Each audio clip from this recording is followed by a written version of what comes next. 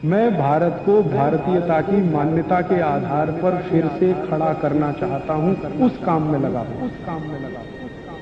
एक पुरानी कहानी है जो दस्तावेजी है, कल्पना की नहीं है।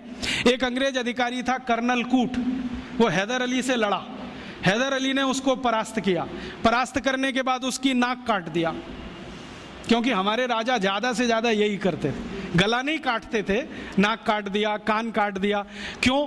क्योंकि नाक कटना ही बहुत बड़ी बदनामी होती थी। तो नाक काट दिया उसका। कटी हुई नाक लेके वो भागा कर्नल कूट। वो खुद अपनी डायरी में लिख रहा है कि जब मैं युद्ध में हार गया, हैदर अली ने मुझे नाक काट दी, हाथ में लेकर मैं भागा, और हैदर अली की सीमा खत्म हुई मैसूर राज्य की, तो बेलगाम नाम का एक गांव आया।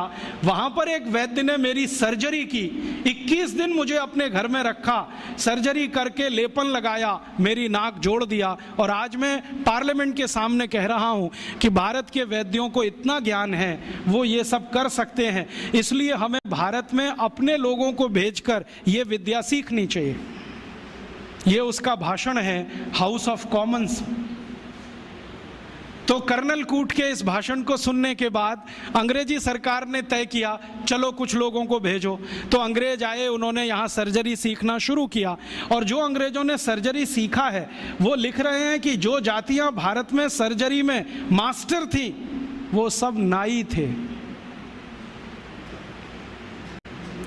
नाई समझते हैं? बाल काटने वाले। ये सब सर्जन थे 200 साल पहले। हाँ, सब सर्जन थे 200 साल। अब जरा सोचो कि नाई अगर सर्जन रहे हों तो वो पिछड़ी जाति कैसे हुई? अंग्रेजों ने उनको 1881 के सर्वे में पिछड़ी जाति घोषित किया। उसके पहले इस देश में नाई कभी भी पिछड़ी जाति में नहीं थे।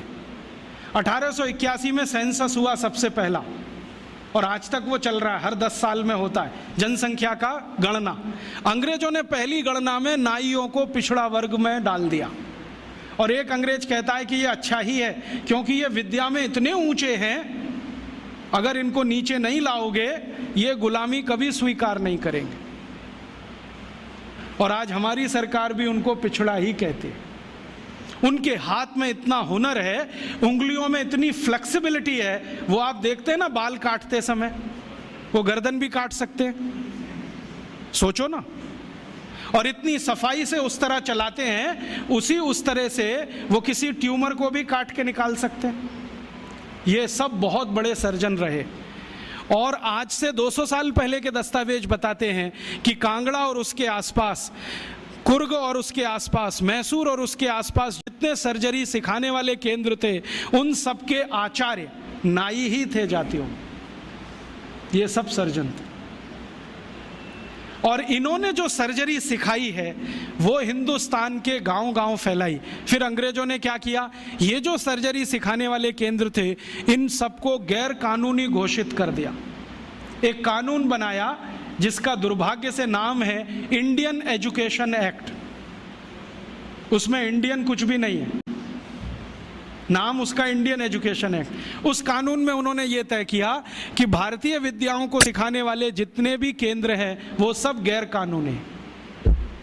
तो उन पे ताले डलवाए गए, नहीं डाले तो मरवाया गया, उनको आग लगवाई गई, कितने लोगों को जिंदा जला दिया। वो कहानी सुने तो आपकी आंखों से आंसू निकल आए।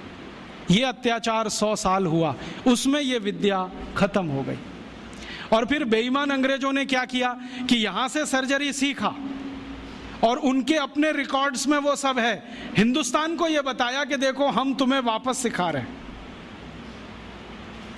और यहां से सर्जरी सीखकर जो डॉक्टर बने लंदन में, उन्होंने fellow of the royal society की स्थापना की, जिसमें डिग्री लेने के लिए आज हमारे डॉक्टर जा रहे हैं।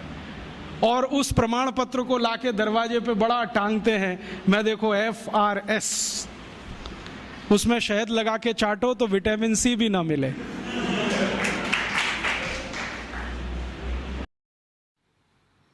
दोस्तों, सबसे पहले तो चैनल सब्सक्राइब करें, फिर लाइक, कमेंट और शेयर करें। और हाँ, हमारा एंड्रॉयड ऐप डाउनलोड करना ना भूलें।